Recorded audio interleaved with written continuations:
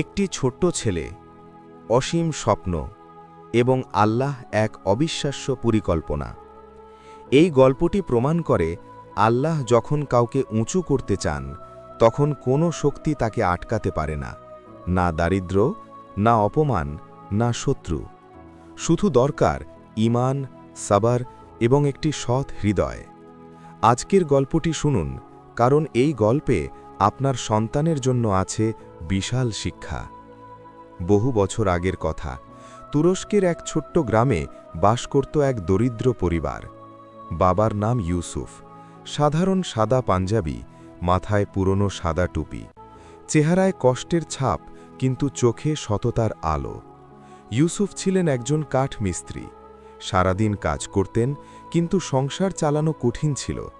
তার স্ত্রী ফাতেমা, সাদা ও হালকা সবুজ আবায়া, মাথায় সাদা ওড়না, চেহারায় মমতার আলো, এবং তাদের একটিমাত্র ছেলে, নাম উমার, বয়স মাত্র ৮ বছর। ছোট্ট সাদা পাঞ্জাবি, মাথায় সাদা টুপি, চোখে অদ্ভুত এক আলো, যে আলো দেখলে মনে হয় এই ছেলে সাধারণ নয়। উমার ছিল ব্যতিক্রমী। গ্রামের অন্য ছেলেরা খেলত, উমার বসে থাকত মসজিদে। গ্রামের অন্য ছেলেরা ঘুরে বেড়াত, উমার পড়ত। কিন্তু তাদের এত গরিবী ছিল, বই কেনার সামর্থ্য ছিল না। উমার মসজিদের শায়েখের কাছে যেত, বলতো, শায়েখ, আমাকে পড়াবেন? শায়েখ ছিলেন বৃদ্ধ, লম্বা সাদা জুব্বা, সাদা পাগড়ি, লম্বা সাদা দাড়ি, চেহারায় গভীর মমতা। তিনি উমারকে দেখে বুঝলেন এই ছেলের মধ্যে কিছু একটা আছে। বললেন, আসো বাবা, আমি তোমাকে পড়াবো, বিনামূল্যে, কারণ জ্ঞান আল্লাহর দান, এটা টাকায় বিক্রি হয় না। উমার প্রতিদিন ফজরের পর শায়েখের কাছে যেত, কুরআন পড়ত, হাদিস শিখত, আরবি শিখত, ফার্সি শিখত। শায়েখ অবাক হতেন।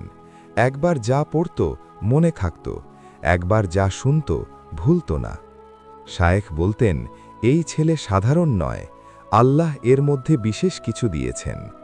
কিন্তু গ্রামের কিছু মানুষ ছিল হিংসুক। তারা উমরকে অপমান করত, বলতো, কাঠমিস্ত্রির ছেলে এত পড়ে কি করবে? গরিবের ছেলের স্বপ্ন দেখা মানায় না, যাও বাপের মতো কাঠ কাটো। উমর শুনত, কিন্তু কোনো কথা বলতো না। শুধু ঘরে ফিরে বাবাকে বলতো, আব্বু, তারা বলে আমি কিছু হতে পারবো না। বাবা ইউসুফ ছেলের মাথায় হাত রাখতেন, বলতেন, বাবা, মানুষের কথায় কান দিও না, আল্লাহর কথায় কান নাও। আল্লাহ বলেছেন, নিশ্চয় আল্লাহ কোনো জাতির অবস্থা পরিবর্তন করেন না যতক্ষণ তারা নিজেরা পরিবর্তনের চেষ্টা না করে। সূরা রাদ, আয়াত 11। তুমি চেষ্টা করতে থাকো, আল্লাহ বাকিটা করবেন। উমার বাবার বুকে মাথা রাখত, মনে মনে বলতো, ইনশাআল্লাহ আব্বু, আমি একদিন তোমার মুখ উজ্জ্বল করব।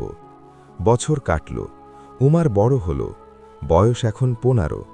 শায়েখ তাকে আর শেখানোর কিছু নেই বলে বললেন, বাবা, তুমি আমার থেকেও বেশি জানো, এখন তোমার উচিত বড় শহরে যাওয়া, আরও বড় আলেমদের কাছে জ্ঞান নেওয়া। উমার বলল, কিন্তু শায়েখ, আমার কাছে টাকা নেই, বড় শহরে যাব কিভাবে? শায়েখ হাসলেন, পুরনো একটি থলে বের করলেন, বললেন, এটা নাও, আমি সারা জীবন কিছু জমিয়েছিলাম, এই টাকা দিয়ে যাও। জ্ঞান অর্জনে ব্যয় করা সবচেয়ে বড় বিনিয়োগ। উমরের চোখ ভিজে গেল, বলল, শায়েখ, আমি কিভাবে ঋণ শোধ করব? শায়েখ বললেন, একটাই কাজ করো, যা শিখবে মানুষকে শেখাবে, এটাই হবে আমার ঋণ শোধ। উমর বড় শহরে গেল, ইস্তাম্বুলের বিখ্যাত মাদ্রাসায় ভর্তি হল। সেখানে ছিল ধনীর ছেলেরা, রাজকীয় পরিবারের ছেলেরা। তারা দামি জুব্বা পরে আসত, উমর আসত সাধারণ সাদা পাঞ্জাবিতে। তারা উমরকে দেখে হাসত, বলতো, এ কোথা থেকে এলো? গরিবের ছেলে এখানে কি করছে? উমর মাথা নিচু করে থাকত, কিন্তু ক্লাসে যখন প্রশ্ন আসত উমর সবার আগে উত্তর দিত। শিক্ষকরা অবাক হতেন, বলতেন, এই ছেলে কোথা থেকে এত কিছু জানে? মাদ্রাসার প্রধান শায়েখ ছিলেন শায়েখ আব্দুর রহমান। লম্বা সাদা জুব্বা, মাথায় সবুজ পাগড়ি, লম্বা সাদা দাড়ি, চেহারায় গভীর প্রজ্ঞার আলো। তিনি একদিন উমরকে ডাকলেন, বললেন, বাবা, তুমি কোথা থেকে এসেছ? উমর বলল, ছোট্ট একটি গ্রাম থেকে হুজুর, আমার বাবা কাঠ মিস্ত্রি। শায়েখ বললেন, বাবা, জ্ঞানের কোনো বংশ নেই। জ্ঞান যার হৃদয়ে আল্লাহ দেন সেই পায়। তোমার মধ্যে আল্লাহ কিছু একটা দিয়েছেন, সেটাকে নষ্ট করো না। উমর বলল, হুজুর, আমার স্বপ্ন আছে। আমি মানুষের জন্য কিছু করতে চাই, শুধু নিজের জন্য নয়। শায়েখ হাসলেন, বললেন, এই কথাটাই আল্লাহ পছন্দ করেন, যে নিজের জন্য নয়, মানুষের জন্য ভাবে, আল্লাহ তাকে বড় করেন। 5 বছর কাটল। উমরের বয়স এখন 20। মাদ্রাসায় সে ছিল সেরা, সব বিষয়ে, কুরআন, হাদিস, ফিকহ, আরবি, ফার্সি, গণিত। শায়েখ আব্দুর রহমান তাকে একদিন বললেন, উমর, তুমি এখন মাদ্রাসায় পড়াবে, তুমি শিক্ষক হবে। উমর বলল, হুজুর, আমি তো ছাত্র। শায়েখ বললেন, না, তুমি এখন উস্তাদ, আমি নিজে তোমাকে ইজাজা দিচ্ছি। উমর সিজদায় পড়ে গেল, কাঁদল, বলল, হে আল্লাহ, তুমি আমাকে কোথা থেকে কোথায় নিয়ে এলে। আলহামদুলিল্লাহ, আলহামদুলিল্লাহ। উমর শিক্ষক হল। তার ক্লাসে ছাত্রের সংখ্যা বাড়তে লাগল। ধনীর ছেলেরাও আসত, রাজকীয় পরিবারের ছেলেরাও আসত। সবাই উমরের পায়ে বসে পড়ত। উমর পড়াত, কিন্তু পড়ানোর সাথে সাথে করত একটি কাজ, গরিব ছেলেদের বিনামূল্যে পড়াত। শায়েখ যেমন তাকে বিনামূল্যে পড়িয়েছিলেন, সেও তেমন করত। বলতো, জ্ঞান আল্লাহর দান, এটা আটকে রাখার জিনিস নয়, ছড়িয়ে দেওয়ার জিনিস। একদিনের কথা, ইস্তাম্বুলের সুলতান একটি ঘোষণা দিলেন, রাজ্যে একজন প্রধান বিচারক দরকার, যিনি হবেন ন্যায়বান, জ্ঞানী এবং সৎ। সারা রাজ্য থেকে আলেমরা এলেন, পরীক্ষা হলো, প্রশ্ন করা হলো, একে একে সবাই পরীক্ষা দিল। সুলতানের উপদেষ্টারা রায় দিলেন, একজনই যোগ্য। সুলতান জিজ্ঞেস করলেন, কে? উপদেষ্টারা বললেন, উমর ইবনে ইউসুফ, মাদ্রাসার শিক্ষক। সুলতান বললেন, তাকে ডাকো। উমর এলো, সাদা পাঞ্জাবি, মাথায় সাদা পাগড়ি, সাধারণ পোশাক, কিন্তু চেহারায় নূরের আলো। সুলতান তাকে দেখে বললেন, তুমি কে? উমর বলল, আমি একজন সাধারণ মানুষ, একজন কাঠমিস্ত্রির ছেলে। সুলতান বললেন, তোমার বাবা কাঠমিস্ত্রি? উমর বলল, জি, এবং আমি গর্বিত, কারণ আমার বাবা সৎ মানুষ, হালাল উপার্জন করেন। এই হালাল উপার্জনেই আমি বড় হয়েছি।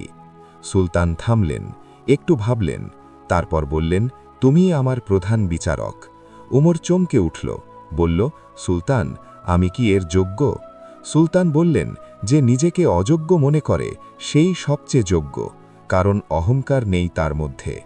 উমর প্রধান বিচারক হল, কিন্তু সে বদলাল না। এখনও সাদা সাধারণ পাঞ্জাবি পরে, এখনও গরিব মানুষের পাশে দাঁড়ায়, এখনও ধনী গরিব বিভেদ করে না। একদিন ধনী ব্যবসায়ী বিচারের জন্য এলো, অন্যদিকে এক গরিব কৃষক। ধনী ব্যবসায়ী ভাবল, প্রধান বিচারককে উপহার দিলে বিচার আমার পক্ষে যাবে। রাতে গোপনে সোনার থলে পাঠালো। পরদিন সকালে উমর দরবারে সেই থলে উপস্থিত করল, বলল, গত রাতে এটা এসেছে, কিন্তু এটা আমি নিতে পারি না। বিচারক ঘুষ নেয় না, যে পাঠিয়েছে তাকে ডাকো। ধনী ব্যবসায়ী কাঁপতে কাঁপতে এলো। উমর বলল, তুমি ঘুষ দিতে চেয়েছিলে, এটা হারাম, এই মামলায় তুমি হারলে, এবং এই সোনা দরিদ্র মানুষদের জন্য দান করো। দরবার স্তব্ধ হয়ে গেল। সুলতান সংবাদ পেলেন, বললেন, আলহামদুলিল্লাহ, আমি সঠিক মানুষকে বেছেছি। একদিন উমর গ্রামে ফিরে গেল।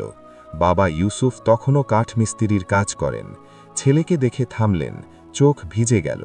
উমর বাবার পায়ে হাত দিয়ে সালাম করল, বলল, আব্বু, আমি এসেছি। বাবা ছেলেকে বুকে টেনে নিলেন, কাঁদলেন, বললেন, বাবা, তুমি কি হয়েছ? উমর বলল, আব্বু, আমি কিছু হইনি, আমি তোমারই ছেলে, কাঠমিস্ত্রির ছেলে। সেটা আমি কোনোদিন ভুলিনি এবং কোনোদিন ভুলব না। বাবা আবার কাঁদলেন, বললেন, বাবা, তুমি বড় হয়েছ, কিন্তু মাটিতে আছো, এটাই তোমার সবচেয়ে বড় পুরস্কার। মা ফাতেমা ছুটে এলেন, সাদা ও সবুজ আবায়া, মাথায় সাদা ওড়না, চেহারায় আনন্দের অশ্রু। ছেলেকে জড়িয়ে ধরলেন, বললেন, আমার দোয়া কবুল হয়েছে। উমর বলল, আম্মু, তোমার দোয়াই আমাকে এখানে নিয়ে এসেছে, তুমি না থাকলে আমি কিছু হতাম না। মা বললেন, না বাবা, আল্লাহ তোমাকে এনেছেন, আমি শুধু দোয়া করেছি, বাকিটা আল্লাহ করেছেন।